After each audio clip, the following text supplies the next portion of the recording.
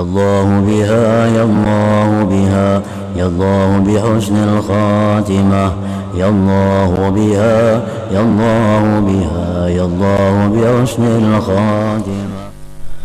Surat Al-Baqarah yang pertama ayatnya Bismillahirrahmanirrahim, Alif Lam Mim.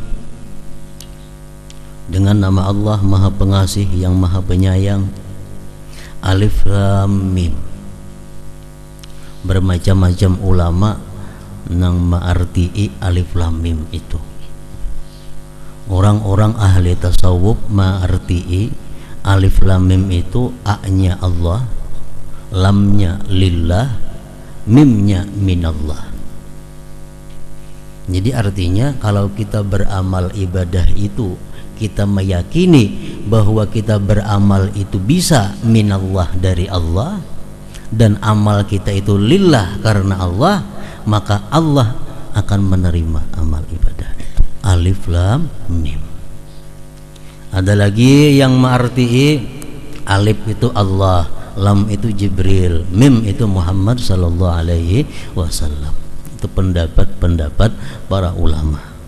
Namun yang paling kuat dari segala macam pendapat itu adalah Alif Lam Mim, Allahu a'lam bimuradihi bidzalik, hanya Allah yang tahu maksudnya apa itu Alif Lam Mim tadi.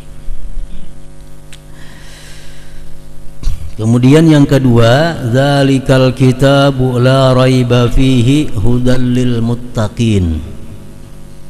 Dzalikal kitabu itu Al-Qur'an, la raiba fihi tidak diragukan padanya. Al-Qur'an tidak diragukan padanya. Ujar ulama tafsir menafsirkan annahu min indillah. Quran itu dari Allah, bukan dari manusia, bukan dari Rasulullah. Quran itu adalah langsung dari Allah Subhanahu wa ta'ala. Nah, orang-orang Quraisy mereka meragukan Quran itu dari Allah. Bahkan mereka mengatakan Quran itu adalah bikinannya Muhammad. Quran itu bikinan manusia, bukan Allah, bukan dari Allah. Lalu Allah menurunkan lagi ayat, wa in kuntum fi raibim mimma nazzalna ala abdina fa'tu bi suratin min mithlih wad'u syuhada'akum min dunillah in kuntum shadiqin. Ujar Tuhan, jikalau kalian ragu-ragu terhadap Quran yang kami turunkan atas hamba kami Muhammad itu, kalau kamu ragu-ragu itu dari Allah, maka ulahkan pangigam sasurah aja seumpama Quran itu. Yang pintar-pintar orang Quraisy itu ulahkan panggil Tuhan sasurah aja nang sama Quran itu. Kiawi kawan-kawan ikam manggani ima ulah sasurah aja, amun ikam bujur bahwa Quran itu ulahan manusia. Mereka kada bisa meniru Al-Quran. Kenapa? Karena Quran ini menceritakan berbagai macam cerita dan merupakan sumber dari berbagai macam ilmu. Quran cerita surga, neraka, padang mahsyar. Quran cerita kisah-kisah masa lalu mulai Adam, Nuh sampai seterusnya. Dan bahkan Quran menceritakan kejadian yang akan terjadi. Siapa kawan nuruti? Contohnya dalam Al-Quran disebut ghulibatir rum fi adnal ardi wa hum min ba'di ghalabihim sayaghlibun. Al-Quran mengatakan bangsa Romawi dikalahkan oleh bangsa Persia. Tetapi nantinya bangsa Rum akan mengalahkan Persia. Jarak antara turun wahyu itu kepada kejadian tersebut 7 tahun. Nah, 7 tahun Romawi membalas mengalahkan Persia. Nah, itu Quran cerita tentang yang akan terjadi. Siapa kau mau ulah Quran jam itu?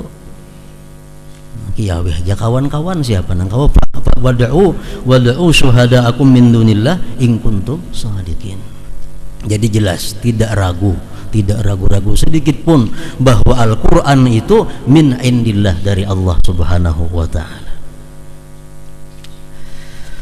Kemudian hudan lil muttaqin, Al-Quran itu petunjuk bagi orang-orang yang takwa.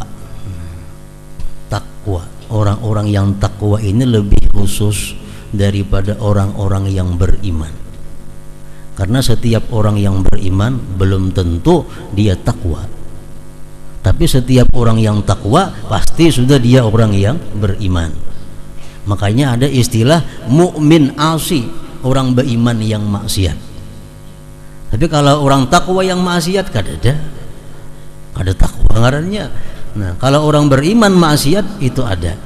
Artinya kalau orang beriman itu banyak masih yang menjadikan bukan Al-Quran pedoman hidupnya.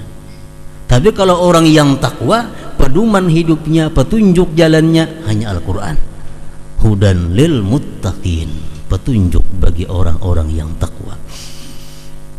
Jadi apabila kita selaku orang yang beriman hendak menjadi orang yang takwa, kan ada jalan lain selain daripada menjadikan Al-Quran sebagai petunjuk jalan dalam kehidupan ini. Dan Al-Quran mencukupi apa yang kita perlukan. Petunjuk apa yang kita cari dalam Al-Quran itu ada. Berdagang apa nang baik di Al-Quran ada. Usaha-usaha apa nang cucuk dalam Al-Quran. Semuaan kejadian yang kita perlukan ada dalam Al-Quran. Allah berfirman dalam Al-Quran, ma farratna fil kitab min syai. Tidak kami tinggalkan dalam Quran itu sedikit jua pun. Sedikit jua pun kada kami tinggalkan, artinya cukup apa yang kita butuhkan. Amun kita kada tahu, pas'alu ahla dzikri in kuntum la ta'lamun, batakun lawan nang tahu. Pas'alu ahla. Pokoknya dalam Quran itu ada apa yang kita perlukan kalau kita ingin menjadi orang yang takwa. Para muhibbin rahimakumullah, kita ambil contoh petunjuk Al-Quran kalau kita hendak jadi orang takwa. Satu, masalah makan minum, kebutuhan kita sehari-hari. Al-Quran memberikan petunjuk kepada kita kalau kita ingin jadi orang yang takwa. Kulu washrabu wala tusrifu innahu la yuhibbul musrifin. Al-A'raf 31. Artinya apa? Ya Tuhan, silahkan makan, silahkan minum, tapi sebutin syaratnya. Wala tusrifu, jangan tusrifu, jangan melampau batas. Innahu la yuhibbul musrifin, Allah tidak suka melampau batas. Melampau batas ini dua maksudnya. Pertama, melampaui nang halal kepada yang haram. Artinya makan jangan sampai nang haram dimakan, minum jangan sampai nang haram diminum. Yang kedua, jangan sampai melampau batas memakan yang halal. Makanannya halal tapi melampau batas, itu pun Allah tidak suka. Orang yang makan di atas kenyang itu Allah ada suka. Kita ini masih kenyang lagi, hendak makan pulang, nah itu Allah ada suka, melampau batas. Luqman Al-Hakim berwasiat kepada anaknya, wa ya bunayya, wahai anakku, ya Luqman Hakim, andai kata engkau perut masih kenyang dan kamu masih ada punya makanan, lebih baik kamu berikan kepada anjing daripada kamu makan makanan itu karena takut rusaknya. Ada makanan nih, perut kenyang, kada dimakan, basi, esok kita kada kau lagi, hendak ku makan, perut dia kenyang. Mana baiknya? Baik diberiakan walaupun kepada anjing daripada kita memakan dalam keadaan kenyang, itu melampau batas. Innahu la yuhibbul musrifin. Nah itu pedoman Al-Quran. Kita boleh makan tuh sekanyang-kanyangnya, dua syaratnya. Pertama, kita jadi tuan rumah, ayo makan 3 kali bertambah kada bapak, untuk menyenangkan tamu, supaya tamu ini makan bersemangat, tamu ini makan bergairah. Nah, kita makan jadi kita makan pun mesti bergairah, bertambah tambah, jangan nyuruh orang bertambah, seorang ada bertambah, ada cocok kalau nggak ada itu. Jadi kalau kita jadi tuan rumah, ayo makan di atas kanyang, atau kita jadi tamu. Jadi tamu, jadi tuan rumah tambah lagi, memuliakan tuan rumah. Nah Allah kadang mencela itu kada termasuk musrifin. Itu pedoman petunjuk Al-Quran urusan makan dan minum. Jangan melampaui batas kepada yang haram atau makan di atas kenyang. Kita ambil contoh lagi pekerjaan sehari-hari, pakaian, khususnya perempuan. Al-Quran menerangkan, ya ayyuhan nabiyyu qul li azwajika wa banatika wa nisa'il mu'minin yudnina 'alaihinna min jalabibihinna. Al-Ahzab 59. Wahai Nabi, kata Allah, katakan terhadap istri-istri engkau, anak-anak engkau, dan perempuan-perempuan yang beriman, hendaklah mereka itu mengenakan jilbabnya pada ketika keluar rumah atau menghadapi laki-laki yang bukan mahram dan suaminya. Nah, ini aturan Al-Quran kepada perempuan dalam hal cara berpakaian bila mana keluar rumah atau dalam rumah cuma menghadapi orang luar. Jadi perempuan-perempuan yang beriman dan hendak naik tingkat kepada menjadi orang yang takwa, dalam hal berpakaian Allah memberikan pelajaran, mengenakan jilbab, mengenakan penutup aurat. Perhiasan, manusia berpakaian dan berhias, itu kebutuhan sehari-hari, makan, minum, pakai hias. Berhias, berindah-indah itu disukai oleh Allah Subhanahu wa ta'ala. Bahkan Nabi kita kalau musafir, beliau kada lupa membawa suroi, membawa calak mata. Itu tandanya apa? Beliau suka berhias. Cuma Al-Quran membatasi dalam berhias itu, wala amurannahum fala yughayyirunna khalqallah wa may yattakhidis syaitana waliya min dunillah faqad khasira khusranan mubina. Berhias babingking itu boleh aja, cuma jangan sampai merubah ciptaan Allah Subhanahu wa ta'ala. Jangan sampai kita berhias, kita berbaik-baik diri, merubah ciptaan Allah, dapat laknat kita dari Allah dan Rasulnya. Nang rambut diberi Tuhan keriting, hendak dilurusi, merubah ciptaan Allah. Nang rambut lurus hendak dikeritingi, merubah ciptaan Allah. Gigi nang kada rata dikikir, diratakan, karena laknat Rasulullah. Beisi kaning dihalusi, ditipisi. La'ana Rasulullah an-namisat wal mutanammisat, atau kama qala Rasul. Rasulullah melaknat perempuan-perempuan yang mengukir kaningnya. Apalagi kaning digundul, gantian sepidol, maginnya kada katuju. Itu perempuan-perempuan yang kada tahu diri dan kada tahu malu. Kada malu lawan Allah, kada malu lawan manusia. Jadi kaning pemberian Allah itu jangan dirubah-rubah, apa adanya itulah sudah. Kada termasuk nang kita disuruh menghiasi, itu sudah masuk. Nah, jadi kita boleh berhias, tapi jangan sampai merubah yang diberikan Allah untuk memperhias, memperindah. Kalau kita merubah yang diciptakan Allah karena untuk hajat, nah itu dimaklumi oleh Allah dan Rasulnya. Umpamanya mohon maaf orang yang dilahirkan dalam keadaan sumbing, lalu ini operasi dibagusakan, nah itu ada apa-apa, karena itu hajat, nah, itu untuk keperluannya, kada termasuk hal yang dilarang, nah macam itu. Nah lain hal macam tadi. Nah itu untuk perhiasan. Petunjuk Al-Quran memberikan demikian. Kalau kita hendak berhias, berhiaslah, tapi ada batasannya. Nah kemudian lagi petunjuk Al-Quran tentang nikah, tentang kawin. Al-Quran berfirman, wala amatum mu'minah khairum min musyrikah walau a'jabatkum. Kemudian wala abdum mu'minun khairum min musyriki walau a'jabakum.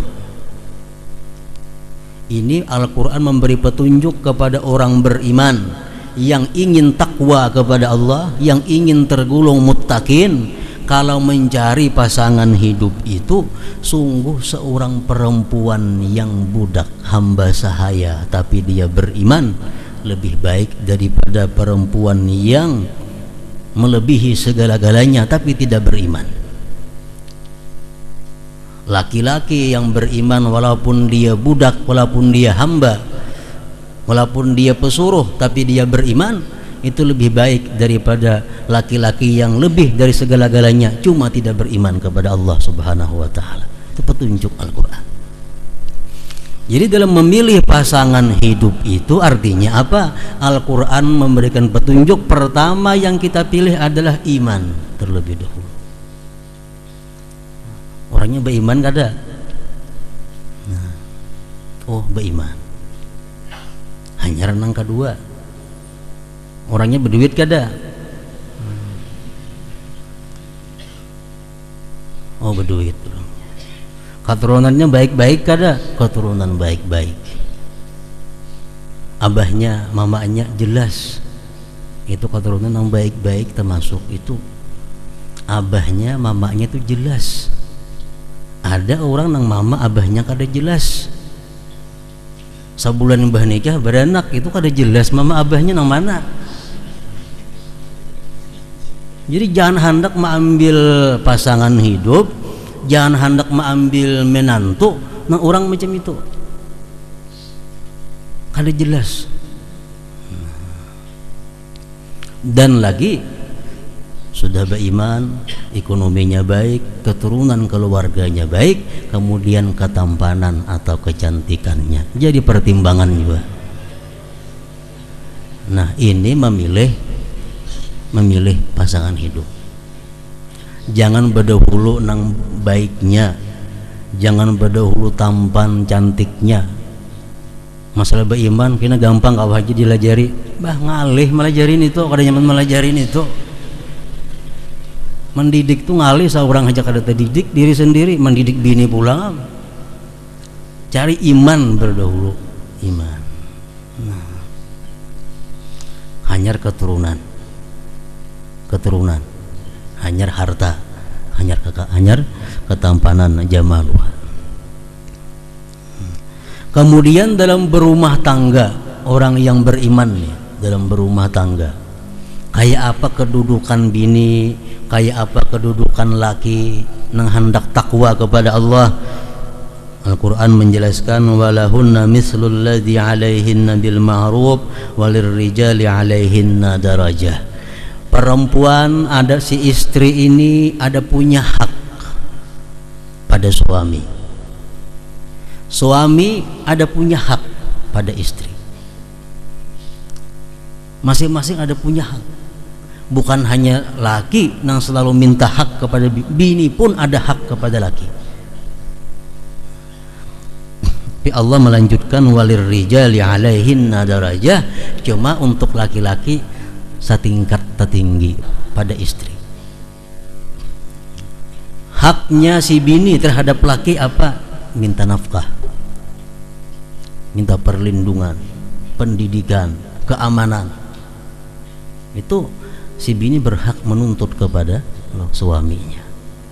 Suaminya pun berhak menuntut bininya untuk taat, patuh, hormat kepadanya. Nah itu masing-masing punya hak.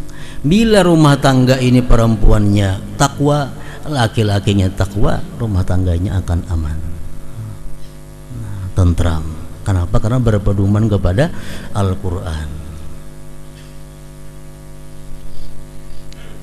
Andai kata bini kita jadi masalah, bini menampakkan hal-hal yang kada baik, laki-laki nang takwa macam apa sikap terhadap bini itu. Al-Quran menjelaskan wallati takhafuna nushuzahunna fa'izuhunna wahjuruhunna fil madaji wadribuhunna fa in ata'nakum fala tabghu 'alaihinna sabila innallaha kana 'aliyyan kabira. Al-Quran mengatakan bahwa perempuan-perempuan yang sudah jelas mulai tampak durhakanya, kurang menghormati lawan laki, bersuara lebih banyak, tinggi kalimat nadanya daripada laki, ini petunjuk sudah gelagat durhaka. Si laki sebatiknya 4 poloma suara nang laki 5 nya 8 nyaringnya. Nah, ini sudah gelagat durhaka. Kalau kita takwa kepada Allah, yang pertama tugas laki apa? Fa'izuhunna, berikan dia nasihat. Aku memberikan nasihat, kada boleh macam itu. Aku ini bujur uyo, aku ini laki ikam. Bujur aku ini orang miskin, tapi aku ini laki ikam, wajib ikam hormat lawan aku. Bukan aku minta hormati, Allah Ta'ala nyuruh ikam menghormati aku. Nasihat kepada bini. Kada mau maasi dinasihati. Wahjuruhunna fil madaji', jangan dikumpuli, jangan guring sekamar. Inya kamar situ, inya kamar sini, punya 2 buah kamar. Mensabuhannya inya di kamar, kita di luar. Jangan sekamar. Kada maasi juga tetap bebangat. Wadribuhunna, pukul mereka, pukul. Lawan apa mukul? Kayak bepangkeh, gak ada macam itu. Bematian nak orang. Nah, wadribuhunna, pukul mereka. Ujar ulama tafsir menafsirkan pukul mereka dengan sapu tangan contohnya. Lawan anduk memukul. Ini pukul bukan menyakiti, kada cuma tanda bahwa kita sangat marah kepadanya. Nah itu. Kada mampan juga dipukul, nah hanya berpikir untuk diselesaikan. Untuk diselesaikan. Jadi proses menuju talak itu jauh. Jauh. Hanya ada pertalakan itu. Fa in ata'nakum, jikalau dia sudah taat kepada kalian, perempuan ini sudah taat, fala tabghu 'alaihinna sabila, kita kada punya hak lagi untuk memukul, memisahi di kamar, misah ranjang, kada berhak lagi kalau sudah dia kembali taat kepada engkau. Nah, ini aturan Al-Quran kepada orang yang takwa dalam hal perselisihan rumah tangga. Nah, kemudian kalau si lakinya nang jadi masalah, bini-bininya baik, cuma si laki ini punya sesuatu sifat yang menyebabkan si bini ini kada kawa menghormati laki. Si laki-laki ini punya sesuatu yang menyebabkan bini ini kada kawa mencintai lakinya. Apakah si perempuan ini tersiksa dalam keadaan demikian? Kada demikian. Al-Quran memberikan jalan keluar yang baik. Dalam Al-Quran disebutkan fa in khiftum alla yuqima hududallah fala junaha alaihima bima ibtadat bih tilka hududullah wa ma fala ta'taduha wa may yata'adda hududallah fa ulaika humuz zalimun. Kalau si perempuan ini sudah melihat gelagat bahwa inya itu kada kawa mencintai lakinya, kada kawa hormat lawan lakinya, kada kawa sayang lawan lakinya itu, dia boleh mengusulkan kepada lakinya atau kepada hakimnya untuk minta cerai dan mengganti kerugian jujuran. Dalam istilah fikih khulu ngarannya. Khulu. Karena si laki mempunyai cacat atau apa, baik akhlaknya, baik sifatnya, baik bentuk tubuhnya, yang mana si perempuan kada kawa lagi menghormati si laki ini, menyayangi, mencintai, kada kawa lagi hatinya. Nah inya boleh mengusulkan kepada itu. Dan kalau hakim memutuskan, si laki mesti menceraikan. Uja kita tebus sayang ngarannya. Nah, ganti mahar.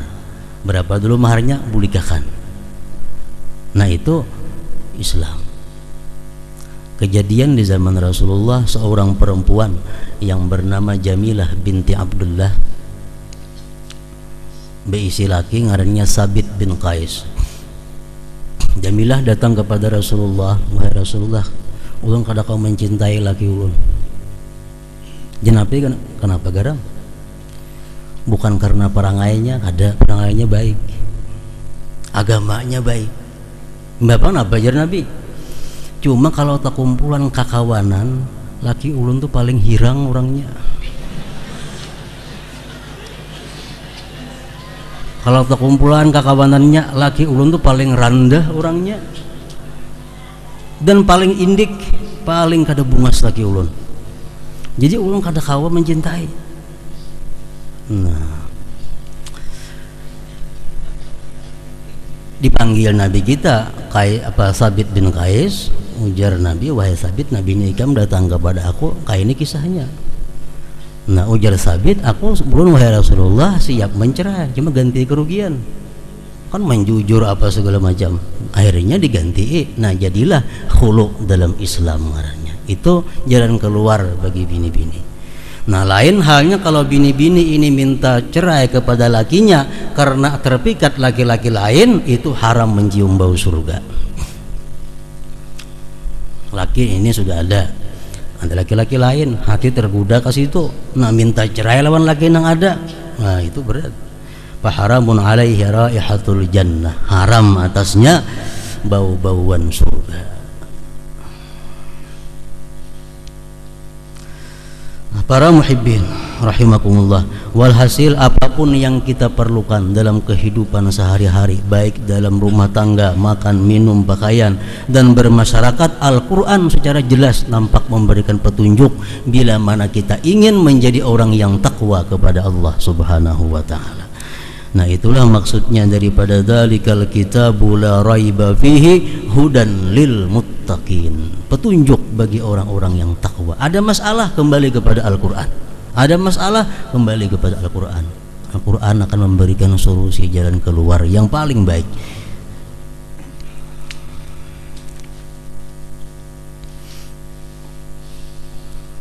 Dalam pergaulan masyarakat, Al-Quran memberikan petunjuk. Ya ayyuhalladzina amanu la yaskhar qaumun min qaumin asa ayyakuna khairan minhum wala nisa'un min nisa'in asa ayyakuna khairan minhunna wala talmizu anfusakum wala tanabazu bil alqab ila akhir. Dalam kehidupan bermasyarakat, Al-Quran memberikan petunjuk, hai orang yang beriman, janganlah mengulu-ulu, menghulu-hulu, merendahkan satu kaum dengan kaum yang lain.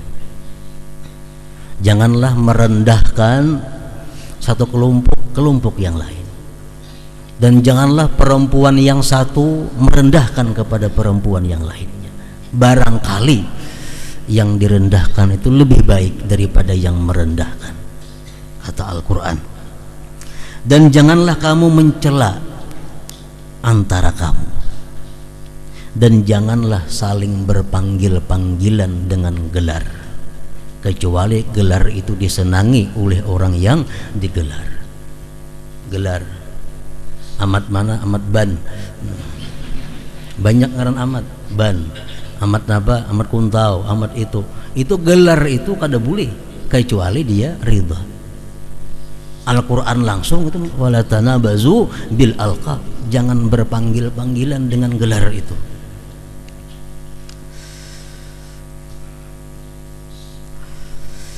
Ya ayyuhalladzina amanu jtanibu katsiran minadh-dhann inna ba'dadh-dhanni ismun.